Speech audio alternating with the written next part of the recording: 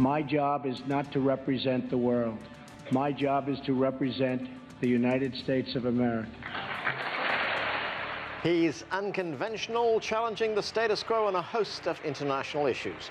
So what does the rest of the world think of the new US president? Hello, I'm Anand Naidu, and this is The Heat.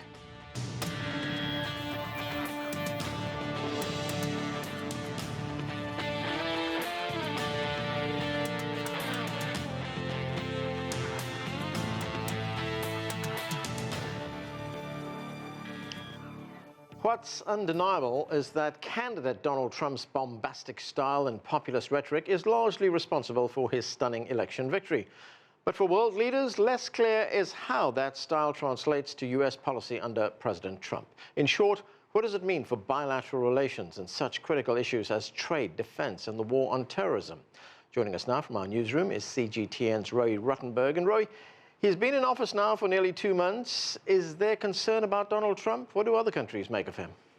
Well, I think it depends on which countries you ask and when you ask them. So Donald Trump, the candidate, struck a very populist tone riddled with nationalism, quote, America first. But many world leaders, politicians themselves, knew that Trump was using that rhetoric to rile up his base, to get them out on election day, and he did just that. So initially some dismissed what he was saying, admittedly with some caution or distance, insisting they'd prefer to wait and see what his policies would be as president. He talked tough on Asia, he slammed at China as a jobs stealer and currency manipulator, and Beijing was concerned that as president he might demonize that country and even start a trade war. He blasted the TPP, a cross-Pacific trading deal in the works, championed by Japan. Trump suggested it would be dead on arrival, prompting the Japanese Prime Minister Shinzo Abe to rush to Washington to meet with Trump even before he was inaugurated.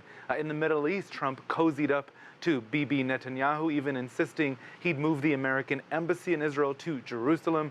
The Israeli leader was thrilled. He thought he'd finally be getting a best friend in the White House. But Arab leaders were worried, and that wasn't helped by Trump's rhetoric in the U.S. against Muslims. And in Europe, many liberal leaders saw Trump-like characteristics in their own politicians. That made some of them nervous about Trumpism being exported to Europe. And also Trump's positive comments on Russia's Vladimir Putin unnerved many Western leaders. Angela Merkel, who we know got along famously well with Barack Obama, she naturally must have been unsettled by Donald Trump vocally questioning NATO's role as a security countermeasure to Moscow, and indeed questioning the whole of the European Union. Anand? Roee, is there an expectation that Mr. Trump will adjust? He'll adapt to them, or does the rest of the world think he needs to get used, or do they need to get used to his unconventional thinking? So I think anyone and anywhere in the world who is watching Trump knows, at least right now, that the only thing they can expect is the unexpected. He's definitely become more conventional in some areas. His Secretary of State, for example, is in Asia right now getting his feet wet, and Trump has appointed a well-respected and experienced Republican as his ambassador to Moscow. He's softened his tone on NATO. He's warmed up to Angela Merkel, who's coming to Washington, D.C. this week. He's had Netanyahu in the White House, and Mahmoud Abbas, the Palestinian president, is also coming soon, and he's also met with other Arab officials. His team has had high-level meetings with top Chinese diplomats, and there's even been talk about a possible meeting between Donald Trump and Xi Jinping.